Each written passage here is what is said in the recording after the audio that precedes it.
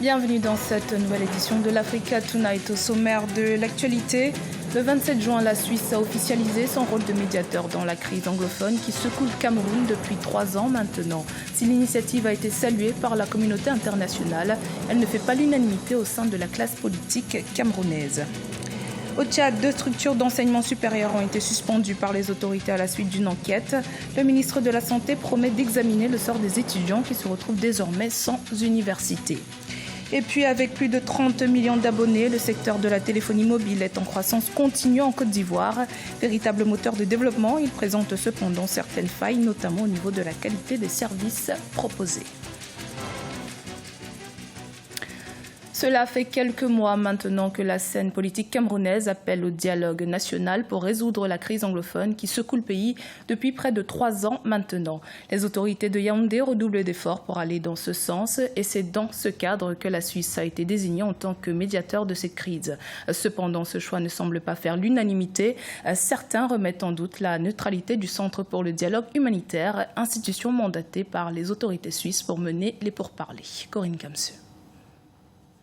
L'apaisement des crises politiques et sécuritaires au Cameroun préoccupe de nombreux acteurs, tant nationaux qu'internationaux. Le 13 mai 2019, le Conseil de sécurité des Nations Unies a tenu une réunion informelle sur la situation en zone anglophone. Quelques jours plus tard, soit le 23 juin, le chef de l'État Paul Biya s'est rendu à Genève, en Suisse, dans le cadre d'une médiation pour préparer et conduire les travaux autour d'un potentiel dialogue national. Face à ces initiatives, certains acteurs politiques émettent des réserves.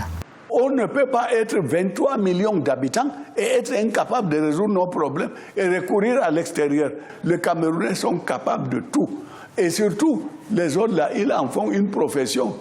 Après 2 démarches, ils vont tendre la facture pour dire payer. Je rejette l'intermédiaire ou la médiation étrangère, d'où qu'elle vienne, y compris de la Suisse. Pour d'autres forces politiques comme le Mouvement pour la Renaissance du Cameroun, si le recours à un médiateur n'est pas un problème, cette formation politique reste sceptique quant à la capacité du gouvernement camerounais d'associer tous les acteurs tout le long du processus devant conduire au dialogue. Les autorités suisses ont dit dans leur communiqué que toutes les parties avaient été associées et notamment avaient aussi évoqué tous les partis politiques.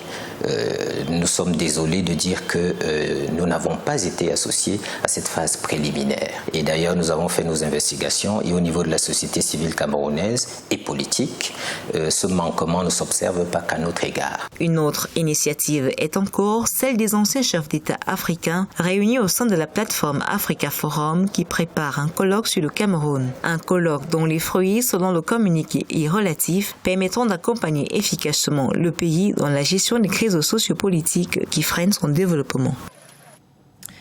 C'est un pan de l'histoire politique sénégalaise qui a disparu avec le décès d'Ousmane Tanor Dieng, survenu ce lundi 15 juin en France où il était soigné. À 72 ans, il dirigeait toujours le Parti socialiste sénégalais. Il fut l'un des principaux opposants à l'ancien président Abdoulaye Wade et a été plusieurs fois candidat à l'élection présidentielle. Portrait de Philomène Tine.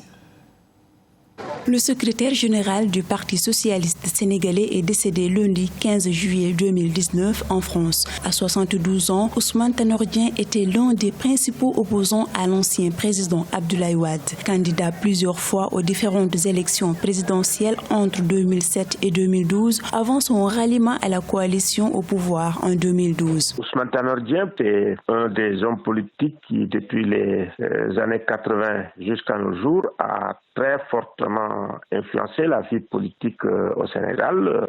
Ousmane Tanor Dieng, c'est également un homme politique d'envergure internationale, surtout au Parti socialiste. Il a participé à la résolution de beaucoup de crises dans la sous-région. Depuis l'annonce de la disparition d'Ousmane Tanor Dieng, les hommages et messages de condoléances se sont multipliés de tous les bords de l'échiquier politique sénégalais. Le chef de l'État Macky Sall a été l'un des premiers à réagir via son compte Twitter avant le communiqué officiel de la présidence de la République. Plusieurs autres acteurs politiques et ceux de la société civile n'ont également pas manqué de réagir. Et depuis 1996, il fut le secrétaire général du Parti socialiste. Aujourd'hui, si nous sommes l'une des plus grandes formations politiques du Sénégal, c'est grâce au courage qu'il a toujours eu à mener la baraque socialiste avec abnégation, avec courage, avec fidélité. Ousmane Tanor Dieng fait son entrée au sein de l'administration sénégalaise en 1976. Désormais ex-président du Haut Conseil des collectivités territoriales, il aura marqué une bonne partie de l'histoire politique du Sénégal.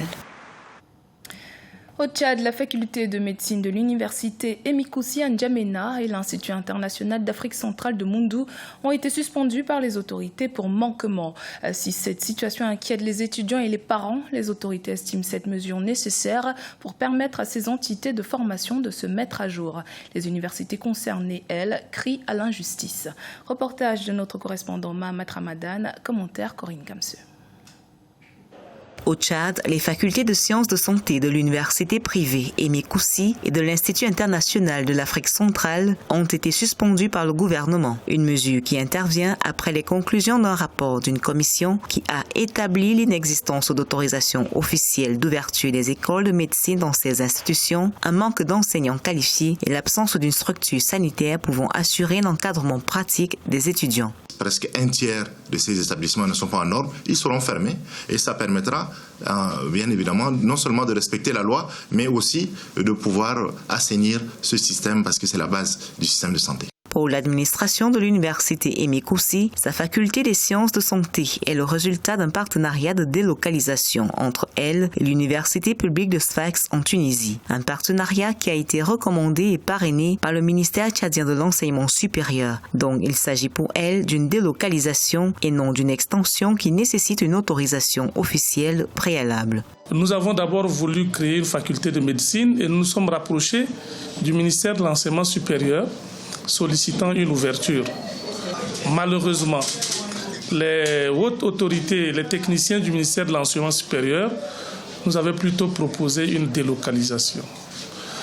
Chose que nous avions faite en nous rapprochant de nos amis tunisiens qui, à leur tour, devaient obtenir les autorisations de leur pays, de leur gouvernement, autorisations qu'ils ont effectivement obtenues. Par ailleurs, en attendant un possible rétablissement des facultés suspendues, à l'issue des démarches administratives actuellement menées par les universités concernées, les parents et les étudiants s'inquiètent.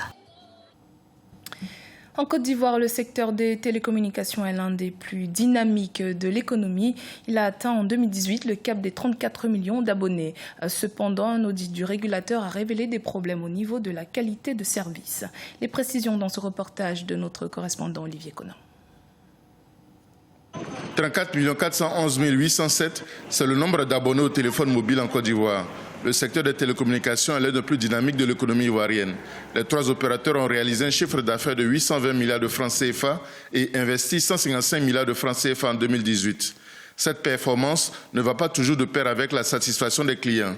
L'autorité de régulation des télécommunications de Côte d'Ivoire a réalisé un audit qui a révélé une qualité de service à améliorer. On a des applications qui sont censées générer des SMS et envoyer aux clients après une action sur notre plateforme. Quand le SMS n'arrive pas, le client s'en prend à nous. Souvent, c'est juste parce que l'opérateur, au niveau de sa passerelle, il y a une conjection au niveau de sa passerelle. Donc, les SMS vont en retard, par exemple. Un autre domaine où les besoins des consommateurs ne sont pas satisfaits concerne l'accès aux services télécoms pour les personnes malentendantes ou aveugles. Dans les centres d'appel, les surmuets ne peuvent pas utiliser, n'accèdent pas. Donc pour eux, du coup, leurs problèmes n'ont pas été pris en compte. Au niveau de l'Internet, surtout le débit, parce que nous avons besoin, pour également les surmuets, beaucoup de débit, d'une grande capacité pour les vidéos qui sont utilisées, et surtout pour tous les autres types d'handicap. En 2017, le secteur des télécoms a contribué pour 8% au produit intérieur brut de la Côte d'Ivoire et à 13% de recettes fiscales avec un montant de 308 milliards de francs CFA. Il a généré 2500 emplois directs et 130 000 emplois indirects. La 7e édition de la Turbine Art Fair s'est tenue du 11 au 14 juillet à Johannesburg, en Afrique du Sud. Créée en 2013, cette foire artistique permet aux jeunes artistes émergents de se faire connaître dans un milieu très difficile d'accès. Kamesh Katapoulé. C'était l'un des événements artistiques les plus attendus en Afrique du Sud. Le festival Turbine Art Fair s'est déroulé du 11 au 14 juillet à Johannesburg. Une foire artistique unique en son genre qui réunit des galeristes, des artistes émergents et de nouveaux investisseurs provenant de tout le pays. La Turbine Art Fair est aussi un bon moyen d'apprécier la beauté du nouvel art sud-africain et surtout de donner une visibilité aux nouveaux artistes. C'est une grande foire d'art en Afrique et le fait qu'il veuille promouvoir de jeunes artistes est très important. Ce n'est pas une industrie facile. Avant, je me souviens, il y avait la foire d'art de Joburg, la foire d'art du Cap, mais elle n'était pas accessible. Ici, ils croient en nous, ils croient en notre vision, ils croient en notre histoire. Ils nous ont donné un coup de pouce.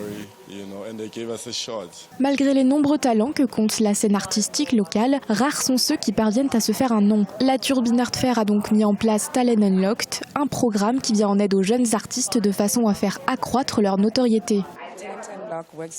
Talent Unlocked apporte un soutien aux artistes qui se démènent pour se faire une place dans le milieu de l'art. Pendant 6 mois, ils travaillent avec des mentors, des professionnels de l'industrie. Les artistes doivent être en mesure de comprendre les notions de vente et de rentabilité d'une œuvre d'art. Créée en 2013, la Turbine Art Fair a connu un succès considérable. Pour cette 7e édition, la foire s'est déroulée dans un lieu plus grand afin d'exposer une majorité d'œuvres d'art. L'actualité sportive pour terminer. Éliminé en 8e de finale de la Coupe d'Afrique des Nations 2019 par le Nigeria, la Fédération camerounaise de football a décidé de se séparer du duo néerlandais Clarence Seedorf et Patrick Kluivert, qui est arrivé à la tête de la sélection des Lions indomptables le 4 août 2018. Les deux hommes quittent le Cameroun sur un bilan de 4 nuls, 3 défaites et 3 victoires en 10 matchs. C'était le journal de la rédaction. Merci de votre fidélité. Dans un instant, une nouvelle édition de l'actualité sur Africa 24.